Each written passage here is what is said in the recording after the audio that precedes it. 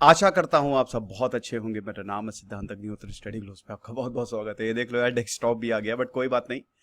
अब से मैं सारे लेक्चर स्टडी ग्लोस पे करूंगा। आई होप आपने वो लेक्चर देखा होगा कि हमारे प्लान्स क्या हैं। वो चैनल पे अपलोड हो गया है। मैंने क्यों स्टडी आई क्यों छोड़ा वो भी अपलोड हो गया है। तो अब से हम यहाँ मेहनत करेंगे, और हमसे मतलब हम सब जितनी भी नॉलेज है दुनिया भर की, ये मेरी जिम्मेदारी कि आपको दे दूं। सारी खबर सबसे पहले यहाँ पे आपको मिलेगी।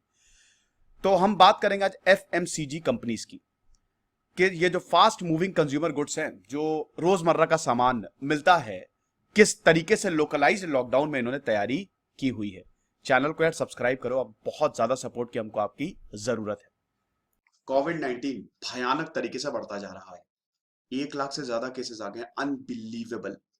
1 लाख से दोस्तों, ये जो लेक्चर है ये मैं आज कर रहा हूं और आज 5 अप्रैल है। तो 4 अप्रैल को 1 लाख से ज्यादा केसेस आए हैं। यकीनन महाराष्ट्र में केसेस आ रहे हैं, लेकिन इससे पहले भारत में 1 लाख से केसेस आए नहीं। सेकेंड वेव खतरनाक होती जा रही है। तो यहां पे लॉकडाउन लगेगा कि नहीं लगेगा? नहीं लगेगा। पूरा लॉकडाउन दोस्तों नहीं लग सकता। उसके 2-3 कारण है, मैं आपको फटाफट बता देता हूं। पहला कारण तो ये है कि अभी हमारे पास प्रॉपर टूल रेडी है। हमारा हेल्थ सिस्टम प्रॉपर रेडी है। ठीक है। पहले क्या था, जब लॉकडाउन लगाया था तो हमारा हेल्थ सिस्टम रेडी नहीं था। ठीक है। और हमारे पास टूल्स भी नहीं थे, ना PPE किट्स थी, ना टेस्टिंग वैसी हो रही थी। अब सब कुछ इन लाइन है। ओके। दूसरा इसका ये है कि हमने लॉकडाउन लगा के देखा, उससे कुछ हमको ज्यादा हासिल नहीं हुआ है ना। केसेस उतने ही बढ़े। इनफैक्ट जब लॉकडाउन लगाया तो केसेस ज्यादा बढ़े, तो केसेस उतने ही बढ़े। माइग्रेशन क्राइसिस हो गई। फिर इकोनॉमी का क्या हाल हुआ आपको पता ही है।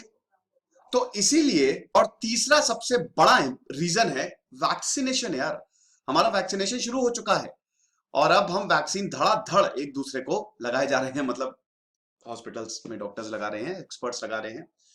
तो ये कुछ रीजंस हैं। लॉकडाउन वैसे तो नहीं लगना चाहिए, बाकी सरकार भैया माई बाप है, वो जो बोलेगी, अगर उसका मन बन गया तो वो लॉकडाउन लगा देगी। लेकिन लॉजिकली देखे तो लॉकडाउन बहुत मुश्किल है लगना। हाँ, कुछ एरियाज में लॉकडाउन लगाया जा सकता है, जैसे महाराष्ट्र में लॉकडाउन लगा दिया। वहां पे केसेस इतने ज्यादा आ ही रहे हैं, तो क्या करें, वहां तो नेसेसरी है। लेकिन वो भी शायद 2 दिन के लिए लगाया है, ज्यादा दिन के लिए अभी लॉकडाउन लगाया नहीं है महाराष्ट्र में। उसके बाद वो रिव्यू करेंगे, अभी देखेंगे क्या होता है, केसेस कम आते हैं नहीं आते हैं। तो ऐसा है। उसके बाद हम ये देख रहे हैं कि FMCG कंपनीज जो हैं, ये सबसे ज्यादा सफर करती हैं। पिछले लॉकडाउन में इनकी हालत खराब हो गई थी। अब इन्होंने अपनी टीम्स को हाइपर अलर्ट पे, एक अलर्ट होता है हाइपर अलर्ट, मतलब सबसे ज्यादा प्रायोरिटी दी है कि कुछ भी हो, सप्लाई चेन, डिस्ट्रीब्यूशन और मैन्युफैक्चरिंग में कोई भी गड़बड़ नहीं होनी चाहिए। जो भी डिसरप्शंस आएंगे, इस बार हम लॉस नहीं सहेंगे। पिछली बार अनएक्सपेक्टेड था लॉकडाउन, होने वाला था लेकिन एकदम से अनाउंस हुआ। 25 मार्च को लॉकडाउन लगा, और उसके बाद याद है ना कि इसी समय हम सब अपने घर में थे। मैं तो लेक्चर बना रहा था, हम सब अपने घर में थे। तो ऐसा है कि डिस्ट्रीब्यूशन हो गया, मैन्युफैक्चरिंग हो गया, सप्लाई चेन्स हो गई, ये सब जो टीम है वो हाइपर अलर्ट पे है। और कोई भी डिसरप्शन आएगा, लोकल शटडाउन होंगे, तो हमको ये सुनिश्चित करना है कि हमारे प्रोडक्ट में कोई कमी ना आए, ना ही मैन्युफैक्चरिंग में, ना ही सप्लाई में। सेकेंड वेव है और खतरनाक है, तो लॉकडाउन लगेंगे, लेकिन सारे एरिया पे नहीं, कुछ एरिया पे जहां पे केसेस ज्यादा आ रहे हैं। तो हमने अपनी टीम को हाइपर अलर्ट पे रखा हुआ है। महाराष्ट्र सरकार ने ऑलरेडी लॉकडाउन अनाउंस कर दिया है। रिस्ट्रिक्शंस आ गए हैं, उस पर लेक्चर आएगा भी। कंपनीज ने बोला है कि हमको डेली बेसिस पे अपडेट्स चाहिए। जो हमारे आइटम्स है, डेली यूज आइटम, जो एसेंशियल आइटम्स हैं, डेली अपडेट चाहिए, ताकि हम सप्लाई चेन, इन्वेंट्री को लगातार अपडेट कर रहे हैं, ताकि सप्लाई चेन को हम डिसरप्ट ना होने दें। आगे क्या है, डाबर के जो चेयरमैन हैं, गोदरेज के, वो सब यही बोल रहे हैं कि हम बिल्कुल पूरी तरीके से तैयार हैं। आप सीधा ये देखिए, ठीक है। यहां पे FMCG कर क्या रही है? सबसे पहले तो सप्लाई चेन को स्टेप अप कर रही है। कुछ भी डिसरप्शंस हो ही ना। पिछली बार सप्लाई चेन टूट गई थी, पूरी तरीके से डिसरप्ट हो गई थी। इस बार ऐसा नहीं हो। लगातार इन्वेंट्रीज को रीप्लेनिश किया जा रहा है। पहले 8 से 10 दिन लगते थे, अब आधा कर दिया, 4 से 5 दिन में इन्वेंट्रीज जो है वो अपडेट हो रही है। ठीक है। अब देखिए, स्टॉक रहता है, फटाफट स्टॉक को क्लियर करो। 4 से 5 दिन में अपडेट अगर इन्वेंट्रीज हो रही है, तो भैया स्टॉक भी तो उतने ही में, पहले 8 से 10 दिन टाइम होता था, अब आधा हो गया है। तो यहां पे रिड्यूस हो गया है जो साइकिल होती है इन्वेंट्रीज की। दूसरी चीज ये है कि इन्वेंट्रीज को, ये स्टॉक्स को क्लियर भी करो, साथ ही साथ जो डिमांड सेंटर्स हैं, जैसे कई बार क्या होता है कि इन्वेंट्रीज दूर है और डिमांड सेंटर्स मतलब दोनों दूर हैं काफी, वहां पे इन्वेंट्रीज ले जाओ, इन्वेंट्री का जो स्टॉक है जहां पे डिमांड सेंटर्स पास हो।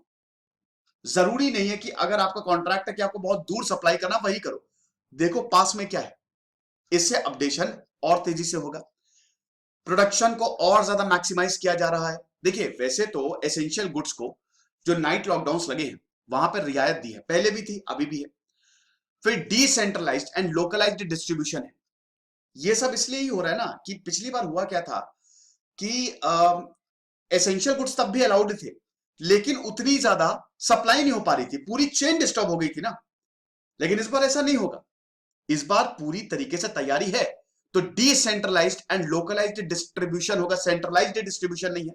भाई सिंपल सी बात है, जब इन्वेंट्री स्टॉक्स को डिमांड सेंटर के क्लोज ले जाया जाएगा तो डिस्ट्रीब्यूशन डिसेंट्रलाइज्ड होगा। पहले सेंट्रलाइज्ड, सेंट्रलाइजेशन पे ज्यादा फोकस किया जाता था, लोकलाइज्ड, लोकल मार्केट को ज्यादा फोकस करो ताकि डिसरप्शंस ना हो रॉ मटेरियल के, ठीक है। फिर बफर स्टॉक को, प्रॉपर स्टॉक पहले से ही रेडी रखो, है ना, स्टॉक जितना हो सके रेडी रखो ताकि स्टॉक की आउटेज ना हो, स्टॉक खत्म ना हो। फिर वर्कफोर्स को कैसे मैनेज किया जा रहा है, प्लांट्स को मैनेज करो। सेकेंड वेव आप देख सकते हैं एफएमसीजी, क्वार्टर 3 में फिस्कल ईयर 2021 जो चल रहा है इस समय 6% की ग्रोथ है, पिछले 1.5 साल में यह सबसे तेजी से आगे बढ़ा है एफएमसीजी। अब अगर कुछ टूटा तो इनकी कमर फिर से टूटेगी।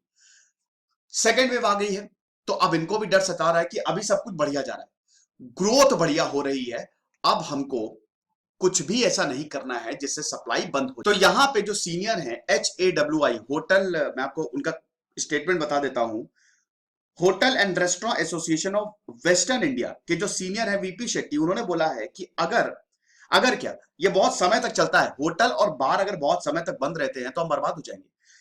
बर्बाद कैसे होंगे, क्योंकि हमारा बिजनेस ठप्प पड़ जाएगा, हमको सैलरीज देनी होती है, इलेक्ट्रिसिटी बिल देना होता है, सब कुछ देना होता है, तो फिर सरकार ये सुनिश्चित करे कि जो हमारा लॉस होगा वो कॉम्पनसेट करेगी, क्योंकि अगर ये बहुत देर तक चला तो प्रॉब्लम हो जाएगी।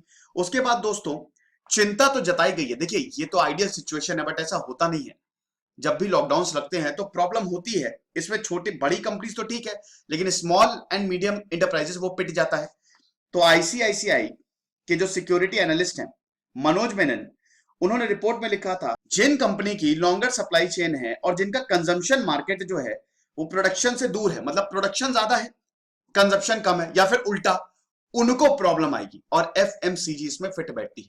तो हो सकता है लॉकडाउन अगर लगे एरियाज में तो इनको प्रॉब्लम आए, लेकिन यहाँ पे एफएमसीजी जितनी भी कंपनीज हैं, बड़ी बड़ी डाबर हो गई, गोदरेज हो गई, वो कह रही कि हम तैयार हैं और जो आएगा हम उसको अच्छे से टैकल करेंगे, इस बार प्रॉब्लम नहीं होगी जैसे पहले हुई थी।